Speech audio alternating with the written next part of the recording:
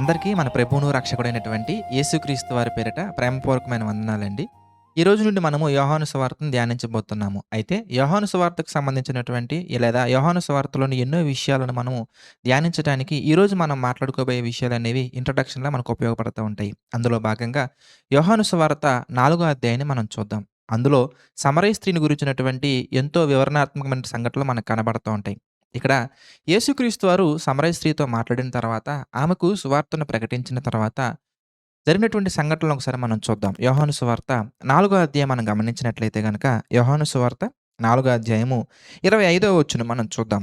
ఆ స్త్రీ ఆయనతో, క్రీస్తనబడిన మెస్సయ్య వచ్చునని నేనెరుగుదును.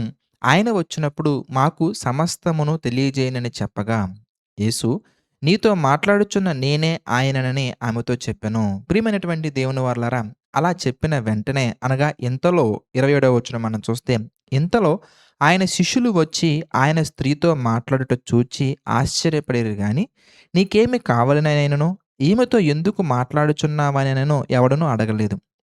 28వ వచనం.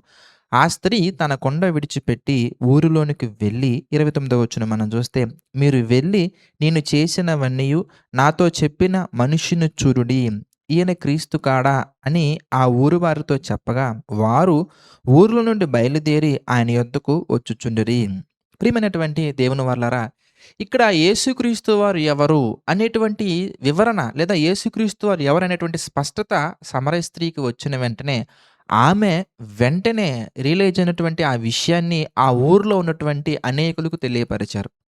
మన జీవితంలో కూడా ఎంతోమంది మనకు తెలిసినటువంటి వారుంటారు. మన స్నేహితులు కావచ్చు, బంధువులు కావచ్చు, ట్రావెలింగ్‌లో కావచ్చు, లేదా వర్క్ చేసే లొకేషన్‌లో కావచ్చు, లేదా స్టడీ చేసుకునే లొకేషన్స్‌లో కావచ్చు. తర్వాత ప్రతి సందర్భంలో గూడా ఎంతోమందికి మనకు పరిచయం అవుతూనే ఉంటారు. ఎంతోమంది మనతో చాలా క్లోజ్‌గా ఉంటారు. ప్రియులారా, ఎన్నో సంఘటనలు మనం బైబిల్‌లో నుంచి మనం చూస్తూ ఉన్నాము. ఎన్నో సువార్త కార్యక్రమాలు క్రైస్తవ ప్రపంచంలో జరుగుతూ ఉన్నాయి. అయినప్పటికీ కొంతమంది ఎలా ఉంటారంటే, నిమ్మకు నీరెత్తినట్లుగా ఉంటారు. అనగా వాళ్ళకి ఏమీ సంబంధం లేనట్టుగా, వాళ్ళకి ఏమి పట్టించుకున్నట్లుగా, లేదా వాళ్ళకి సంబంధించిన విషయం కానట్టుగా అనేక మంది మనకి కనబడతా ఉంటారు. వాళ్ళలో బహుశా మనం గూడా ఉన్నామేమో పరిశీలించుకోవాలి. ఎందుకంటే, ఒక ఆత్మ సంబంధమైనటువంటి వివరణ లేదా ఒక విషయం అనేది మనకు తెలిసిన వెంటనే, ఆ విషయాన్ని మనకు తెలిసినటువంటి ఆత్మీయులందరితో మనం పంచుకోవాలి. మరి ముఖ్యంగా సువార్త విషయంలో మనం ఎప్పుడూ గూడా ఆలస్యం చేయకూడదు. ఒకవేళ ఆలస్యం చేస్తే ఏం జరుగుద్ది అనడానికి ఒక ఇమాజినరీ కేస్‌ని మనం తీసుకొని 'మోసం' అనే షార్ట్ ఫిల్మ్ కూడా తీయటం జరిగింది. ఒకవేళ మీరు చూడకపోయినట్లయితే కనుక తప్పకుండా ఆ షార్ట్ ఫిల్మ్ చూడండి.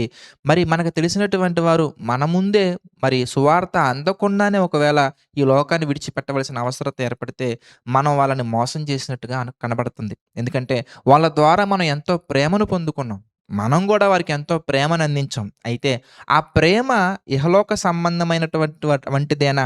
అంటే ఇక్కడి వరకేనా? లేదా వాళ్ళని పరలోకానికి తీసుకెళ్ళేది కూడా ఉందా లేదా మనం పరిశీలించుకోవాలి. ఎప్పుడైతే ఈమె ఆ విషయాన్ని ఊరి వారికి చెప్పిందో లేదా చెప్పారో, వెంటనే జరిగినటువంటి పరిణామాలు మనం చూసామనుకోండి, ఎంతో ఆశ్చర్యంగా ఉంటాయండి. మనం ఆలోచిస్తాం, భయపడతాం. ఈ విషయాన్ని మా స్నేహితులకు చెప్తే వాళ్ళెలా రిసీవ్ చేసుకుంటారో, వాళ్ళెలా ట్రీట్ చేస్తారో, మీరు ఆలోచించే ఉంటారండి. మీ మీ బంధువులకు కానీ, లేదా మీ స్నేహితులకు గానీ, మీ చుట్టాలకు గానీ, మీకు తెలిసిన వాళ్ళకి గానీ, సువార్తను ప్రకటించే విషయంలో మనం ఎందుకు బ్యాక్ స్టెప్ వేస్తాం ఎంతగనగానే, అతనికి మనకి ఉన్న రిలేషన్ ఏమన్నా బ్రేక్ అయిపోతదేమో, అతను మనతో సరిగ్గా మాట్లాడరేమో, మన గురించి నెగెటివ్‌గా తీసుకుంటారేమో, ఇలా అనేకమైనటువంటివన్నీ కూడా మన మనసులో పెట్టుకుంటామండి. కానీ ఆ ఫియర్, ఆ భయాన్ని దాటి మనం ఒక అడుగు వేసామంటే గనక, మన ద్వారా దేవుడు ఎన్నో గొప్ప కార్యాలు చేయిస్తారు. ఈ సమరయ స్త్రీ ద్వారా గూడా దేవుడు చేయించినటువంటి గొప్ప కార్యం మనం ఆలోచించినట్లయితే, ఈ ఉదయకాల సమయంలో నిజంగా మనకి ఎంతో సంతోషాన్ని కలిగిస్తదండి. మనం గూడా ఒకవేళ దేవుని యొక్క ఆలోచనల్లో మనం వెళ్లి అడుగులు వేసినట్లయితే, మనం గూడా ప్రయత్నిస్తే మన ద్వారా గూడా దేవుడు ఎంతో గొప్ప కార్యాలు జరిగించటానికి ఆయన సిద్ధంగా ఉన్నారు. మరి మన సంగతేంటి? మనమెలా ఉన్నాం ఇంతకి? మనం ఎలా ఉన్నామంటే, నాకు బైబిల్ అంతా రాదు గదా! అనేవాళ్ళు కొంతమంది. సరే రాదని అర్థమైనప్పుడు మరి నేర్చుకుంటున్నారా? నేర్చుకోరండి. పోనీ బైబిల్ నేర్చుకోవడానికి ఇష్టపడేవాళ్ళు ఎంతమంది? తెలిసిన విషయాలను ఇతరులకు ప్రకటించడానికి ఎంతమంది సిద్ధంగా ఉన్నారు? సమరయ స్త్రీకి కూడా బైబిల్ అంతా రాదండి. కానీ ఆమె తెలిసిన విషయాలను యేసుక్రీస్తు వారి గురించి తన ఊరు వారికి ప్రకటించారు. ఆమె ప్రకటించిన విధానానికి వచ్చిన స్పందన మీరు ఆలోచించారనుకోండి, నిజంగా ఎంతో ఆశ్చర్యంగా ఉంటదండి. ఒకసారి మనం గమనించినట్లయితే 4 అధ్యాయం మనం చూద్దాం. యోహాను సువార్త 4 అధ్యాయం మనం గమనించినట్లయితే గనక 39 వచనం మనం చూద్దాం. 39 వచనం మనం చూస్తేనండి, నేను చేసినవన్నీయు నాతో చెప్పినని సాక్ష్యమిచ్చిన స్త్రీ యొక్క మాటను బట్టి ఆ ఊరిలోని సమరయులలో అనేకులు ఆయన యందు విశ్వాసముంచిరి. ఎంత అద్భుతంగా ఉందో చూసారా? ఆమె మాటను బట్టి యేసుక్రీస్తు వారి దగ్గరికి వచ్చి, యేసుక్రీస్తు వారిని చూసి చూసారా? ఆమె మాటను బట్టి మరి ఊరిలో అనేకులు యేసుక్రీస్తునందు విశ్వాసం ఉంచారంటే, ఎంత గొప్ప అవకాశాన్ని దేవుడు ఆమెకిచ్చారో, ఆమె సద్వినియోగం చేసుకున్నారు. సచ్ ఎ వండర్‌ఫుల్ మిరాకిల్ అని చెప్పొచ్చండి. ఎందుకంటే మిరాకిల్ అనగానే మరి, మరి జ్వరం తగ్గటమో, లేదంటే ఉద్యోగం రావటమో, లేదా ప్రమాదం మిస్ అవ్వటమో, లేదంటే గనక ఇంకేదో, ఇంకేదో మాత్రమే కాదండి. అవి మిరాకిల్సే. అవి స్వస్థతలే, అవి అద్భుతాలే, అవి సూచక్రియలే. వాటితో పాటుగా లేదా వాటికంటే ఎక్కువగా మనం ఆలోచించాల్సింది ఏంటంటే గనకనే ఒక వ్యక్తి పాపాన్ని విడిచిపెట్టడం నిజమైనటువంటి మిరాకిల్. అది గొప్పది. ఎంత గొప్పదయ్యంటే, మరి పాపమనే వ్యాధి నుండి స్వస్థత పొందటం. తలనొప్పి నుండి, జ్వరం నుండి, వీటి నుండి స్వస్థత పొందటం గూడా స్వస్థతేనండి. అది శరీర సంబంధమైన స్వస్థత అయితే, ఆత్మ సంబంధమైన స్వస్థత చాలా, చాలా, చాలా ప్రాముఖ్యం. ఎందుకంటే, శరీర సంబంధమైన రోగం ఉన్నప్పటికీ, ఒకవేళ మనం ఈ లోకాన్ని విడిచిపెడితే, ఆత్మ సంబంధంగా మనం ఆరోగ్యంగా ఉంటే, అనగా పవిత్రంగా, పరిశుద్ధంగా ఉంటే, తప్పకుండా పరలోకానికెళ్తామండి. అదే శరీరపరంగా మనం ఆరోగ్యంగా ఉన్నా, ఆత్మీయంగా మనం పాపంతో నిండుకొని ఉంటే ప్రియమైనటువంటి దేవుని వాళ్ళారా, పరలోకానికి వెళ్ళమండి. నరకమున వారి యొక్క ఆత్మ చావదు, అగ్ని ఆరదు. కనుక ఆమె జీవితం నుండి మనం ఎన్నో విషయాలు నేర్చుకోవాలండి. అందులో ఒకటి మనం ఆలోచించినట్లయితే గనక, కారణాలు చెప్పకుండా మరి యేసుక్రీస్తు వారి గురించి సువార్త ప్రకటించే విషయంలో ఇంతలోనే ఇంతలోనే శిష్యులొచ్చారండి. ఆమె వెంటనే ఆ కొండ అక్కడ విడిచిపెట్టి వెళ్లి సువార్త ప్రకటించారండి. మరి వాక్యము గురించి నీకెన్నో విషయాలు తెలుస్తున్నాయి. దేవుడు మీతో ఎన్నో విషయాలు మాట్లాడుతున్నారు. ఎంతో జ్ఞానాన్ని నేర్పిస్తున్నారు. మరి మీరు మరి యేసుక్రీస్తు వారిని పరిచయం చేసే విషయంలో ఒకవేళ లేట్‌గా ఉన్నట్లయితే, మీరు మరి బ్యాక్ స్టెప్ వేసే మనస్తత్వం మీకున్నట్లయితే గనక, ఈరోజు ఆలోచించండి ఒకసారి.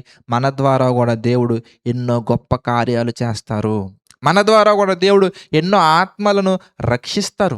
మన ద్వారా గూడా దేవుడు ఆత్మ సంబంధమైన కార్యాలు ఎన్నో చేస్తారు. దానికి మనం సిద్ధంగా ఉన్నామా లేదా అనేది మనల్ని మనం ప్రశ్నించుకోవాలి. కనుక ఈ విషయాలు మీకు అర్థమయ్యాయని నేను మనస్ఫూర్తిగా భావిస్తున్నానండి. ప్రార్థన చేసుకుందాం. ప్రతి ఒక్కరి తలలోంచి ప్రార్థనలో ఏకీభవించండి ప్రార్థన. సకల ఆశీర్వాదములకు కారణభూతుడమైన తండ్రి, ఎన్నో విషయాలను మరి ఈ డైలీ బైబిల్ జర్నీ ద్వారా మాకు తెలియజేసినందుకు కృతజ్ఞతలు తండ్రి. తెలుసుకుంటున్న విషయాలను తండ్రి అనేక మందికి షేర్ చేసే దిశగా మీ పిల్లలు ప్రయాణంలో ముందుకు సాగుటకు సహాయం చేయండి తండ్రి. మాకు ఎన్నో విషయాలు నేర్పించడానికి తండ్రి, మా ముందు గొప్ప గొప్ప సంఘటనలను తండ్రి మరి వాక్యం ద్వారా తెలియజేస్తున్నందుకు, ఉంచినందుకు కృతజ్ఞతలు తండ్రి. ప్రభు మరి మీ పిల్లలు ఎవరైతే ప్రయాసపడుతున్నారో, ఈ విషయాలను అనేక మందికి షేర్ చేస్తున్నారో, వారినందరిని జ్ఞాపకం చేసుకోండి. మీ యొక్క ఆలోచన చొప్పున నడిపించండి. మీ కృప చొప్పున స్థిరపరచండి. తండ్రి, సమస్తమును మీ నామ మహిమార్థం జరిగించండి. దేవా, ఎవరెవరైతే ఆర్థిక, ఆరోగ్య, మానసిక సమస్యలలో కృంగి ఉన్నారో వారిని జ్ఞాపకం చేసుకోండి. తండ్రి, మీ చిత్త ప్రకారం నడిపించండి. మీ చిత్త ప్రకారంగా బలపరచండి. తండ్రి, మీ కృపలో స్థిరమైన మనసు కలిగి తండ్రి ప్రతి సమస్యను ఎదురించడానికి కావాల్సిన శక్తిని, ధైర్యాన్ని అనుగ్రహించండి. దేవా, మీ చిత్తమైతే మేమందరం మరలా కలుసుకునే అవకాశాన్ని అనుగ్రహించండి. తండ్రి, ఈ యొక్క పరిచయ నిమిత్తం ప్రయాసపడుతున్న బిడ్డలను జ్ఞాపకం చేసుకోండి, ఆశీర్వదించండి. సమస్తమును మీ నామ మహిమార్థం జరిగించమని మా ప్రభువును రక్షకుడైనటువంటి యేసుక్రీస్తు వారి పేరిట ప్రార్థన అడిగి వేడుకొనుచున్నాము తండ్రి. ఆమేన్. అందరికీ వందనాలండి.